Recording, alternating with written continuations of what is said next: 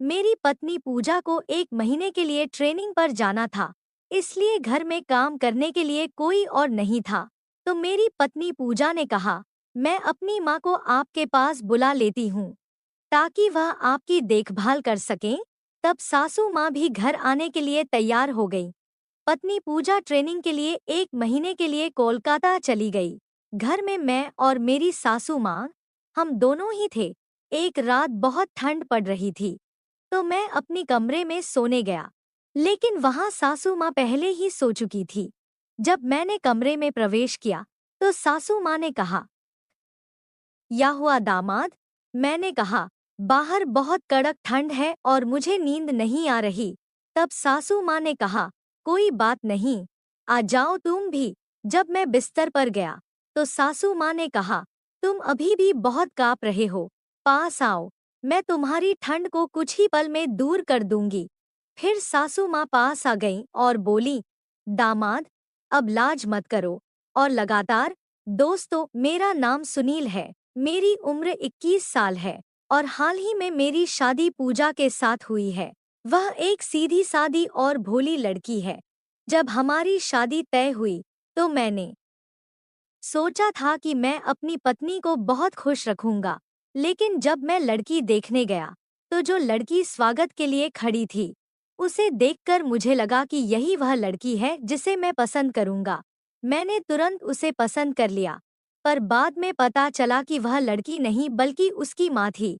इसके बाद लड़की देखने की प्रक्रिया पूरी हुई और हमारी शादी हो गई। मेरी सासू माँ का नाम करिश्मा है। वह दिखने में बहुत सुंदर और आकर्षक हैं। मेरी नजरें अक्सर उन्हीं पर टिक जाती थीं। उनका बोलने का तरीका बहुत ही नाजुक और प्यारा था, उनके नाम की तरह ही। उनमें एक अलग तरह की जादुई खूबसूरती थी। उनकी उम्र भले ही अधिक हो, लेकिन उन्हें देखकर कोई भी कहेगा कि वह 30 के आसपास की होंगी। उनका गोरा रंग, नाजुक चेहरा और मुस्कुराहट बहुत प्यारी थी। उनकी साड़ी पहनने की स्टाइल ने मुझ पर गहरा प्रभाव छोड़ा था। शादी के पहले ही दिन उन्होंने मेरा ध्यान खींच लिया। मेरे ससुर नहीं थे, इसलिए शादी के बाद सासू माँ हमारे साथ ही रहने वाली थीं। मेरा साला विदेश में नौकरी करता था और वहीं सेटल हो गया था। वह सासू माँ को भी अपने पास बुलाने की बात करता, लेकिन सासू माँ विदेश जाने से मना कर देती थी।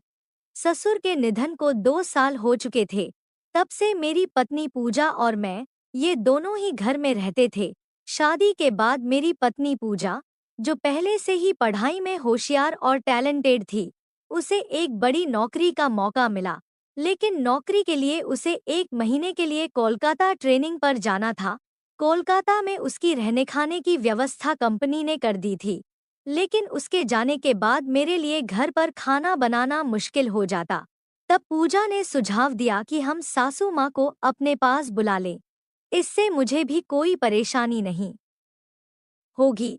मुझे उसका सुझाव अच्छा लगा, लेकिन सासू माँ क्या कहेंगी, यह सोचकर मैं थोड़ा चिंतित था। जब पूजा ने सासू माँ को सारी बात समझाई, तो वह बोली, अरे, यह तो बहुत अच्छी बात है। तुम बेफिक्र होकर ट्रेनिंग पर जाओ, मैं दामाद का पूरा ख्याल रखूंगी। उनकी बात सुनकर मुझे भी अच्छा लगा। अगले दिन मैं सासू माँ को गांव से शहर ले आया। वह अब तक गांव में ही रहती थी और शहर के माहौल से बिल्कुल अनजान थी।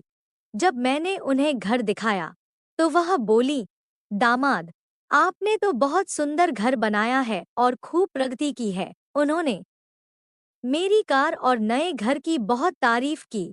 उनकी बातों से मुझे अंदर ही अंदर बहुत खुशी हो रही थी। अगले दिन पूजा को ट्रेनिंग के लिए जाना था। उसने रात को अपनी पैकिंग पूरी कर ली। सुबह हम तीनों उसे स्टेशन छोड़ने गए। उसे विदा करके लौटते समय सासू माँ बोली, दामाद, अब जब हम बाहर हैं, तो बाजार से सब्जी खरीद लेते हैं। मैंने तुरंत गाड़ी बाजार की ओर मोड़ दी। वहां जब सासू माँ सब्जी खरीद रही थी, तो हर सब्जी को ध्यान से चुनकर लेती और हर बार थोड़ा थोड़ा मोलभाव करती। उनकी यह आदत मुझे बहुत पसंद आई। मैंने सासू माँ से कहा, सासू माँ, पूजा तो सब्जी कभी चुनकर नहीं लेती, जो भी दुकानदार देता है वही ले लेती है। इस पर सासू माँ बोली, अरे वह अभी छोटी है, उसे इन चीजों की उतनी समझ नहीं है। मैंने कहा, अच्छा ऐसा है। और फिर हम घर लौट आए। घर आकर मैंने सासू माँ से कहा, सासू माँ, आप अंदर वाले कमरे में सो जाइए, मैं हॉल में सो जाऊंगा। इस पर सासू माँ बोली, अरे नहीं, आप अपने कमरे में सोइए, मैं हॉल में सो जाऊंगी। आखिरकार मैं हॉल में सो गया। सुबह जब मैं उठा तो देखा कि सासू माँ मुझसे पहले उठकर घर का काम कर रही थी। मैं रोज की आदत के अनुसार पूजा को गुड मॉर्निंग कहने लगा। तभी सासू माँ बोली, दामाद, मैं पूजा नहीं हूँ, मैं आपकी सासू माँ हूँ। मैंने अपनी बात पलटते हुए कहा, अरे हाँ, देखिए न सासू माँ, ये मेरी रोज की आदत है। सासू माँ ने पहले ही चाय बना रखी थी। उन्होंने चाय का कप पकड़ा और पल्लू ठीक करते हुए मेरे पास आई। वह बोली, अब आपको नई आदत डालनी पड़ेगी। मैंने कहा, अच्छा, कैसी आदत? उन्होंने कहा, चलिए पहले चाय पीजिए, मैंने आपके लिए खास मसाले वाली चाय बनाई है। मैंने चाय पी और वह सच में बहुत स्वादिष्ट थी। सासू माँ ने पूछा, दामाद, चाय कैसी लगी? मैंने कहा, सच में बहुत बढ़िया मसालेदार बनी है, बिल्कुल आप जैसी। वह बोली, मेरा मतलब? मैंने कहा, आप जैसी मीठी और प्यारी। फिर मैं मुस्कुराने लगा और वह बोली, आपकी बातों में मिठास भी खूब है। मैंने मजाक में कहा, आप तो हमेशा अपनी बेटी का ही पक्ष लेंगी, दामाद का पक्ष भला क्यों लेंगी? यह सुनकर हम दोनों जोर से हंस पड़ ए मैं नहाने के लिए गया, लेकिन मेरी रोज की आदत के अनुसार तौलिया बाहर ही छोड़ दिया था। जब मैं नहाने गया तो मुझे समझ नहीं आ रहा था कि तौलिया कैसे मंगवाऊं। मैंने जोर से आवाज लगाई, मामी, मामी। सासू माँ आई और उन्होंने बिना कुछ कहे तौलिया मेरे हाथ में दे दिया। मुझे यह समझ नहीं आया कि उन्होंने बिना कहे कैसे समझ लिया कि मुझे तौलिया चाहिए। मैं नहाकर बाहर आया और ऑफिस के लिए तैयार होकर निकल गया। मैंने सासू माँ को टीवी चलाने का तरीका समझाया ताकि वह घर में अकेली होने पर बोर न हो। शाम को जब मैं घर लौटा तो देखा कि सासू माँ टीवी देख रही थी। मुझे देखते ही उन्होंने खुद को संभालने की कोशिश की। मैंने कहा, लगता है आपने नहाया नहीं। इस पर वह बोली, अरे मैंने तो नहा लिया था। मैंने कहा, लेकिन आपने साड़ी नहीं बदली, इसलिए मुझे लगा कि आपने नहाया नहीं। सासू माँ बोली, दामाद, सच में मुझे अच्छा लगा कि आप छोटी छोटी बातों पर इतना ध्यान देते हैं। मैंने कहा, अरे ध्यान देना तो बनता है, आखिर घर में अब हम दोनों ही तो हैं और आपकी देखभाल करना मेरी जिम्मेदारी है। मैं हाथ मुंह धोकर टीवी देखने बैठा। तब सासू माँ मेरे लिए चाय बनाने चली गईं। उनके घर आने से घर का माहौल एकदम शांत, साफ और खुशनुमा लग रहा था। पूजा जब घर पर होती थी तो मेरे लिए चाय बनाती थी, लेकिन सासू माँ की बनाई चाय और खाने में एक अलग ही स्वाद था। हम दोनों बातें कर रहे थे, तभी सासू माँ ने बताया कि उन्होंने पूजा से फोन पर बात की थी। वह मुझे बहुत याद कर रही थी और मेरे बारे में बहुत कुछ कह रही थी। मैंने पूछा, पूजा क्या कह रही थी? इस पर सासू माँ ने कहा, कुछ खास नहीं, बस ऐसे ही।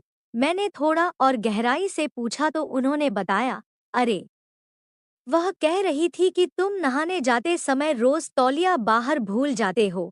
और यह बात सुनकर मैं हंस पड़ी। सासू माँ भी बोली, हाँ, यह तो तुम्हारी रोज की आदत है।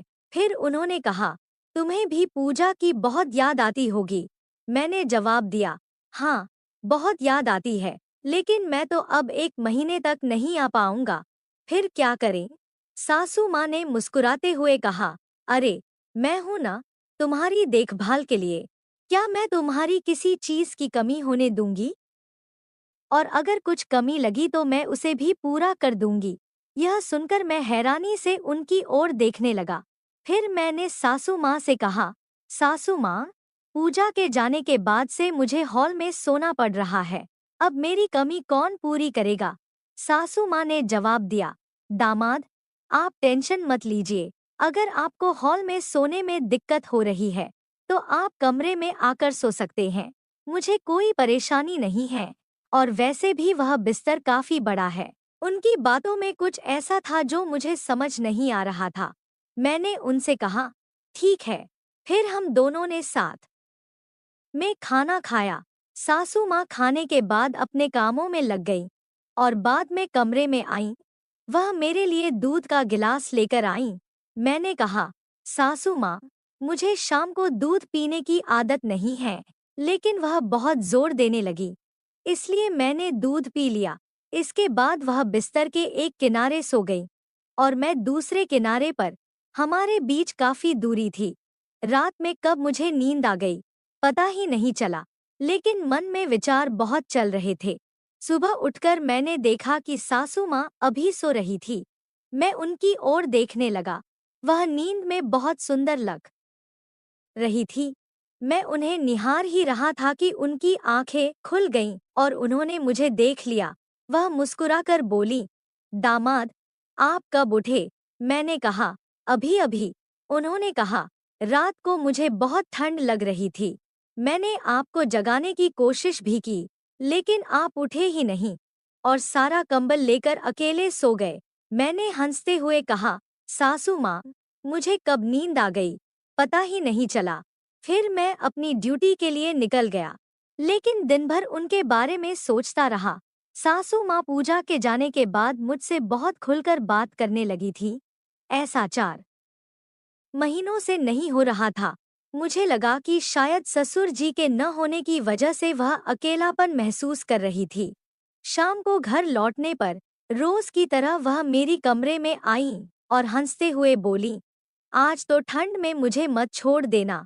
मैंने उन्हें कंबल देते हुए कहा, आप ही लीजिए, मुझे बिना कंबल के भी नींद आ जाएगी। इस पर वह बोली, अरे, ठंड का महीना चल रहा है और वैसे भी अब पूजा भी तुम्हें छोड़कर चली गई है। घर में अब तो बस हम दोनों ही हैं। हमें कौन देखने आएगा? मैंने ब्लैंकेट लिया और सोने की कोशिश करने लगा। सासू माँ ने मेरे लिए दूध लाकर रखा था, लेकिन मुझे दूध पसंद नहीं था, इसलिए मैंने उसे नहीं पिया और ग्लास वैसे ही टेबल के नीचे रख दिया। सासू माँ ने पूछा, दूध पिया ना? मैंने झूठ बोलते हुए कहा, हाँ, पी लिया। लेकिन उनके इस सवाल के बाद मुझे नींद नहीं आ रही थी। सासू माँ सो चुकी थी, ऐसा लग रहा था, पर थोड़ी देर बाद मैंने महसूस किया कि वह कमरे से बाहर गई। मुझे लगा कि शायद वह किसी काम से गई होंगी। कुछ देर बाद वह वापस आई और मेरे पास बैठ गई। उन्होंने मेरा ब्लैंकेट भी खींच लिया और पूजा की तरह मेरे पास करीब आ गई।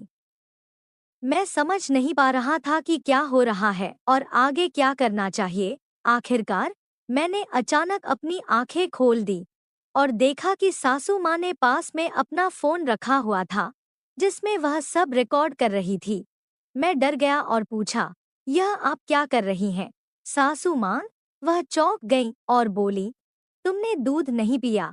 मैंने उनकी बातों को समझने की कोशिश कर रहा था, लेकिन कुछ साफ नहीं हो रहा था। मैंने उनसे पूछा, आप फोन में रिकॉर्डिंग क्यों कर रही थी? उन्होंने कोई जवाब नहीं दिया, लेकिन मैंने जल्दी से फोन उठाया और देखा कि उसमें मेरी वीडियो रिकॉर्डिंग हो रही थी। तभी मुझे एहसास हुआ कि सासू माँ ने कल रात दूध में नींद की दवा मिलाई थी और मेरी हालत का फायदा उठाकर मेरी तस्वीरें और वीडियो बना रही थी। मुझे सब समझ में आ गया। मैंने जल्दी से फोन से वीडियो डिलीट कर दिया, लेकिन सासू माँ बोली, करिश्मा के फोन में भी फोटो हैं। यह सुनकर मुझे समझ आ गया कि पूजा भी इस साजिश में शामिल है। सासू माँ ने सारी बातें बतानी शुरू कर दी। मैं चुपचाप उनकी बातें सुनता रहा और फिर 112 पर कॉल किया। 10 मिनट के भीतर पुलिस हमारे घर आ गई। सासू माँ को बिल्कुल भी अंदाजा नहीं था कि मैंने पुलिस को बुला लिया है। मैंने पुलिस को पूरी घटना बताई। तब सच्चाई सामने आई कि पूजा और सासू माँ असल में माँ बेटी नहीं, बल्कि बहनें थीं। यह दोनों बहनों की एक गैंग थी, जो लड़कों से शादी करके उनकी वीडियो बनाती थी और उनकी संपत्ति हड़पने की साजिश करती थी। मेरा यह विवाह एक मैरिज ब्यूरो के जरिए हुआ था, इसीलिए मैं समय रहते इस दलदल से बच गया और बड़ी आर्थिक हानि होने से भी बच गया। यह सबक मुझे जीवन भर याद रहेगा। दोस्तों, इस कहानी को सुनाने का उद्देश्य किसी का दिल दुखाना या किसी अनैतिक गतिविधियों को बढ़ावा देना बिल्कुल नहीं है। बस आप सबको जागरूक और सचेत करना है। समाज में ऐसी घटनाएं से आप सतर्क रहें और दूसरों को भी सतर्क करें। अगर आपको मेरी कहानी पसंद आई हो तो वीडियो को लाइक, चैनल को सब्सक्राइब करने के साथ इस वीडियो को ज्यादा से ज्यादा लोगों को शेयर करें। मिलते हैं फिर ऐसी ही कहानी के साथ। मैंने भी अपनी बाहों को सुधीर की कमर के चारों ओर कस लिया जब मुझे ऐसा लगा कि सुधीर अब आगे की कार्यक्रम की कोशिश कर सकता है। तो मैंने धीरे से कहा, सुधीर, दरवाजा बंद कर दो। सुधीर ने मुझे देखते हुए कहा, इस समय यहाँ कौन आ सकता है? लेकिन मैंने हल्के से मुस्कुराते हुए कहा, फिर भी दरवाजा बंद कर दो प्लीज। सुधीर ने मुझे छोड़कर दरवाजा बंद किया और फिर से मुझे अपने पास खींच लिया। जब उसने फिर से मुझे बाहों में भरा तो मैंने धीरे से कहा, सुधीर, लाइट भी बंद कर दो। दोस्तों, आगे की मेरी कहानी और भी रोमांचक और मजेदार होने वाली है। प्लीज दोस्तों, मेरा सपोर्ट करो और वीडियो को लाइक और चैनल को सब्सक्राइब कर दो। दोस्तों, प्लीज कहानी को पूरा सुनना, तभी पूरी कहानी का आनंद मिलेगा। चलो सुनाती हूँ आपको पूरी कहानी। जब सब कुछ हो गया तो मैंने तुरंत अर्जुन से पीछे हटने को कहा। मेरा दिल जोर से धड़क रहा था और सांसें भी बेकाबू हो रही थी। मैंने खुद को संभालते हुए अर्जुन को कमरे से बाहर जाने का इशारा किया। थोड़ी देर बाद वह बिना कुछ कहे सिर झुकाकर कमरे से बाहर चला गया। उसके जाते ही मैं कांपते हुए बिस्तर से उठी और तेजी से बाथरूम की ओर बढ़ गई। मेरा मन उलझनों से भर गया था। मैंने ये क्या किया? शादीशुदा होते हुए मैंने किसी और के साथ संबंध बना लिए, और वह भी मेरे से 15 साल छोटा लड़का। ये सोचते हुए मेरा दिल तेजी से धड़कने लगा। मैंने खुद को शांत करने की कोशिश की, यह सोचते हुए कि जो हुआ वह नहीं होना चाहिए था, लेकिन अब मुझे स्थिति को संभालना था। मैंने बाथरूम में खुद को साफ किया और खुद से वादा किया कि अब से मैं बहुत सतर्क रहूंगी। नहाने के बाद मैंने अपना सलवार सूट पहना, बालों को ठीक किया और बिस्तर पर जाकर लेट गई। पूरे दिन की थकान और इस उलझन ने मुझे थका दिया था और मैं कब सो गई पता ही नहीं चला। रात के करीब 9 बजे दरवाजे की घंटी बजी। नींद में मैं हड़बड़ाकर उठी और घड़ी की तरफ देखा। अरे, 9 बज गए, मैंने खुद से कहा और जल्दी से दरवाजे की ओर बढ़ी। दरवाजा खोलते ही देखा रिया खड़ी थी और उसके साथ उसका छोटा बेटा रोहन भी था, जो लगभग 8 साल का था। रिया दी, आप इस समय? सब ठीक है, मैंने पूछा। रिया ने जवाब दिया, अदिति, मेरे पापा की तबीयत बहुत खराब हो गई है। हमें अभी अभी खबर मिली है। मैं और मोहन तुरंत वहां जा रहे हैं। क्या तुम रोहन को 2 दिन के लिए अपने पास रख सकती हो? हम जल्दी लौट आएंगे, मैंने तुरंत कहा। कोई बात नहीं दीदी, यह भी तो आपका ही घर है, आप निश्चिंत होकर जाएं। रिया ने रोहन को मेरे पास छोड़ दिया और जल्दबाजी में चली गई। मैंने दरवाजा बंद किया और रोहन को लेकर अंदर आई। घड़ी में 9:05 बज रहे थे। मैंने टीवी चालू किया और रोहन से पूछा, तुमने खाना खाया है? रोहन ने सिर हिलाते हुए कहा, नहीं आंटी, अभी नहीं खाया। मैंने मुस्कुराते हुए कहा, तुम टीवी देखो, मैं खाना गरम कर देती हूँ। मैं किचन में गई और खाना गरम करने लगी। खाना पर्याप्त था, इसलिए मुझे चिंता करने की जरूरत नहीं थी। खाना गरम कर टेबल पर रखा और रोहन को खाना परोस दिया। मैं भी उसके साथ कुर्सी पर बैठ गई। अर्जुन अभी तक खाना खाने नहीं आया था और मैं खुद उसे बुलाने नहीं जाना चाहती थी। मेरी नजरें उससे मिलने में असहज थी। मैं सोच रही थी, जो हुआ उसमें गलती किसकी थी, मेरी या अर्जुन की? जैसे ही अर्जुन के कदमों की आहट सुनी, मैं अपने विचारों से बाहर आई। बिना उसकी ओर देखे मैंने कहा, खाना खा लो अर्जुन, मैंने गरम कर दिया है। वह सामने की कुर्सी पर बैठ गया और चुपचाप खाने लगा। मैं भी खाना खा रही थी, लेकिन मेरी नजरें बार बार झुक रही थी। मैं यही सोचती रही कि एक शादीशुदा औरत होते हुए भी मैंने यह क्या किया। अर्जुन ने खाना खाते हुए पूछा, यह बच्चा कौन है? मैंने बिना आंखें मिलाए जवाब दिया, यह रिया दीदी का बेटा है। उनके पापा की तबीयत अचानक खराब हो गई है, इसलिए वह उनके पास गई हैं। इसके बाद हम दोनों के बीच कोई बात नहीं हुई। अर्जुन ने खाना खत्म किया, गुड नाइट कहा और ऊपर चला गया। मैंने बर्तन उठाए और किचन में रख दिए, फिर अपने कमरे में जाकर दरवाजा अंदर से बंद कर लिया। रोहन बेड पर लेटा था और जल्दी ही सो गया, लेकिन मैं जागी रही। शाम को थोड़ी देर की नींद के कारण अब नींद नहीं आ रही थी और आज का दिन मेरी जिंदगी में एक नया मोड़ ले आया था। मेरे दिल और दिमाग के बीच लड़ाई चल रही थी। दिल कह रहा था कि जो हुआ सही हुआ, जबकि दिमाग इसे गलत ठहरा रहा था। दिल यह भी कह रहा था कि शादीशुदा होते हुए भी मैं एक अधूरी जिंदगी जी रही थी, और अगर किस्मत ने मेरे लिए कोई रास्ता खोला तो क्या उसमें कोई बुराई है। इन्हीं ख्यालों में खोई हुई थी कि अचानक दरवाजे पर दस्तक हुई। घर में मेरे और रोहन के अलावा केवल अर्जुन ही था, तो दस्तक देने वाला अर्जुन ही हो सकता था। मेरा दिल तेजी से धड़कने लगा। मैंने चुपचाप लेटे रहने की कोशिश की, लेकिन दस्तक फिर से हुई। कहीं रोहन जाग ना जाए, यह सोचकर और किसी गलतफहमी से बचने के लिए मैंने धीरे से उठकर दरवाजा खोला। सामने अर्जुन खड़ा था। उसे देखकर मैं थोड़ी चौंकी और कहा, अब क्या है? क्यों आए हो? अर्जुन ने धीमी आवाज में पूछा। दीदी, क्या मैं अंदर आ सकता हूँ? मैंने उसे मना करते हुए कहा, नहीं, तुम जाओ यहाँ से। इतना कहकर मैंने दरवाजा बंद कर दिया। मेरी सांसें तेज हो रही थी और दिमाग में कई सवाल उठ रहे थे। मैं सोचने लगी, यह अंदर क्यों आना चाहता है? क्या वह फिर से कुछ गलत करेगा? नहीं, ऐसा नहीं हो सकता।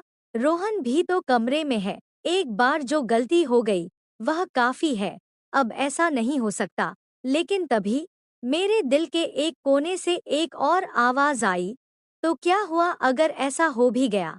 आखिरकार सबकी जिंदगी में ऐसे मौके आते हैं। अब जब एक बार हो ही चुका है, तो अगर दोबारा हुआ तो क्या फर्क पड़ जाएगा? पिछले कई सालों से तुमने अपने आप को रोक रखा है। अब जब मौका मिला है तो इसे गंवाना ठीक नहीं है। जिंदगी में ऐसे मौके बार बार नहीं मिलते। मैं बिस्तर पर बैठी विचारों में डूबी रही। अगर मौका मिला है तो क्या इसे छोड़ देना चाहिए? पिछले कई सालों से जिंदगी एक ठहराव में है और यह भी उसी तरह बीत जाएगी। अर्जुन तो अभी जवान है, उसकी जिंदगी में और भी अवसर आएंगे, लेकिन मेरे लिए, मेरे पास तो यह एक ही मौका है। क्या मुझे भी जिंदगी का लुत्फ उठाने का हक नहीं है? इन विचारों में उलझी हुई मेरा मन और दिमाग एक जंग में फंस गए। आखिरकार मेरे मन की आवाज ने दिमाग की तर्कों पर जीत हासिल कर ली। मुझे अर्जुन के प्रति अपने पिछले व्यवहार के बारे में सोचकर कुछ अफसोस होने लगा। मैं मुस्कुराते हुए उठी और अलमारी में से एक आकर्षक लाल रंग का जोड़ा निकालकर पहनने का विचार किया। फिर बाथरूम में जाकर कपड़े बदले और कमरे में आकर हल्का फुल्का मेकअप किया। मैंने लाल रंग की ऊंची एड़ी की सैंडल भी पहनी और यह सोचकर मुस्कुराई कि अगर अर्जुन मुझसे नाराज भी हुआ तो वह मेरे इस रूप को देखकर निश्चित रूप से खुश हो जाएगा। मैंने रोहन की गहरी नींद में होने की तसल्ली कर ली और कमरे की लाइट बंद करके धीरे धीरे सीढ़ियों से ऊपर जाने लगी। मेरा दिल जोर जोर से धड़क रहा था। जब मैं ऊपर पहुंची तो देखा कि अर्जुन के कमरे का दरवाजा खुला था और अंदर हल्की रोशनी थी। लेकिन जब मैंने अंदर देखा तो अर्जुन वहां नहीं था। पीछे से किसी के कदमों की आहट सुनाई दी तो मैंने पलटकर देखा। अर्जुन के हाथ में एक गिलास था, जिससे यह लग रहा था कि वह छत पर कुछ देर समय बिता रहा था। अर्जुन मेरे करीब आया तो मैंने झिझकते हुए पूछा, तुम अब तक सोए नहीं? अर्जुन ने आगे बढ़कर मेरे एक हाथ को अपने हाथ में थाम लिया। उसकी नजदीकी से मेरे दिल की धड़कनें तेज हो गईं। अर्जुन ने मुस्कुराते हुए कहा, मुझे यकीन था कि आप आएंगी। उसने धीरे से मुझे अपनी तरफ खींचा और मैं बिना किसी प्रतिरोध के उसके पास चली आई। अर्जुन ने मुझे अपनी बाहों में भर लिया और इस नज़दीकी से मुझे एक अजीब सा सुकून महसूस हुआ। मैंने अर्जुन के सीने में अपना चेहरा छुपा लिया और धीरे से बोली, अर्जुन, मुझे डर लग रहा है। अर्जुन ने मुझे और भी स्नेह से अपनी बाहों में कस लिया और पूछा, डर किस बात का भाभी? मैं उसकी बाहों में थोड़ी असहज महसूस कर रही थी, लेकिन एक अजीब सा आकर्षण भी महसूस हो रहा था। मैंने धीरे से फुसफुसाते हुए कहा, कोई देख ना ले। अर्जुन ने शांत स्वर में कहा, यहाँ और कौन है जो देखेगा?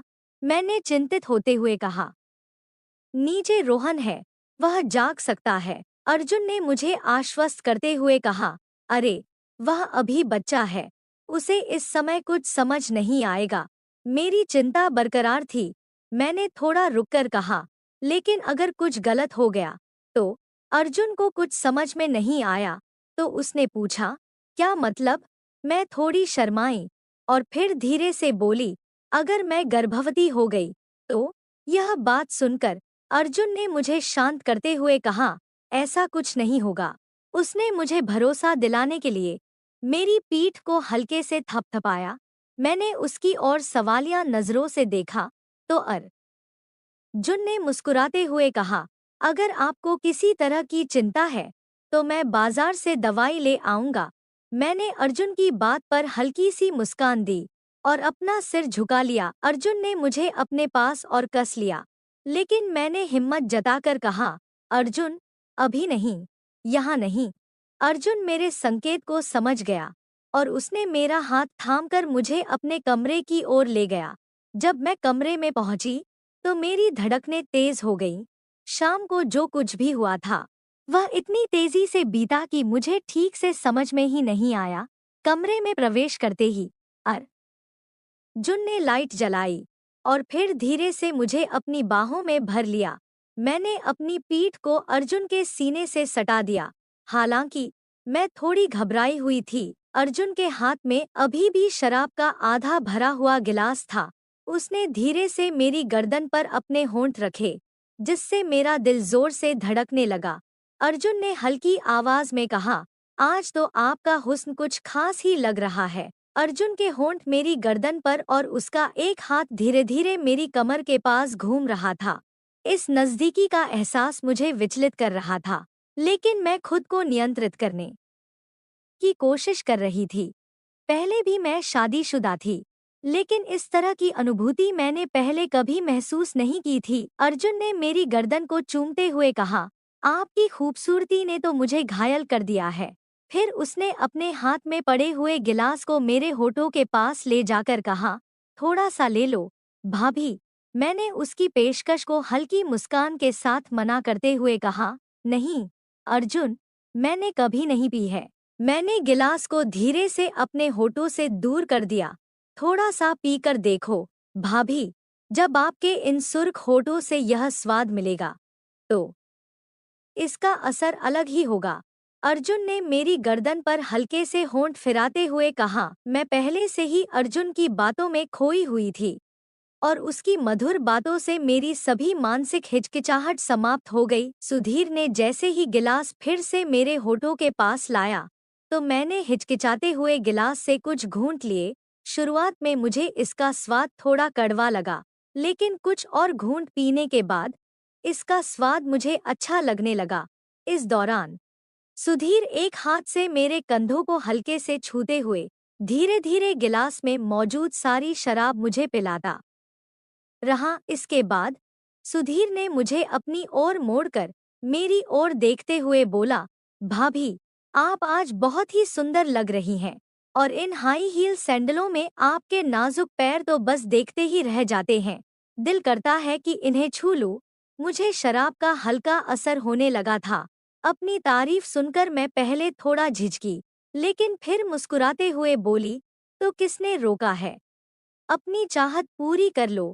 इतना सुनते ही सुधीर ने मेरे पैरों को बड़े सम्मान के साथ हल्के से छुआ और मेरी सैंडल के तनी को ध्यान से देखा। मुझे यकीन नहीं हो रहा था कि कोई मुझे इतनी गहराई से पसंद कर सकता है कि मेरे पैरों को इस तरह से सराहे। मेरे अंदर एक नई सी अनुभूति दौड़ने लगी। मेरे पैरों को सम्मानपूर्वक छूने के बाद सुधीर ने मुझे अपनी बाहों में लेकर हल्के हल्के मेरी गर्दन पर चुंबन दिया। मैं भी सुधीर की बाहों में एक सुकून महसूस कर रही थी। शराब का हल्का असर मेरी खुशी को और बढ़ा रहा था। मैंने भी अपनी बाहों को सुधीर की कमर के चारों ओर कस लिया। जब मुझे ऐसा लगा कि सुधीर अब आगे की कार्यक्रम की कोशिश कर सकता है, तो मैंने धीरे से कहा, सुधीर, दरवाजा बंद कर दो। सुधीर ने मुझे देखते हुए कहा, इस समय यहाँ कौन आ सकता है? लेकिन मैंने हल्के से मुस्कुराते हुए कहा, फिर भी दरवाजा बंद कर दो, प्लीज। सुधीर ने मुझे छोड़कर दरवाजा बंद किया और फिर से मुझे अपने पास खींच लिया। जब उसने फिर से मुझे बाहों में भरा, तो मैंने धीरे से कहा, सुधीर, लाइट भी बंद कर दो।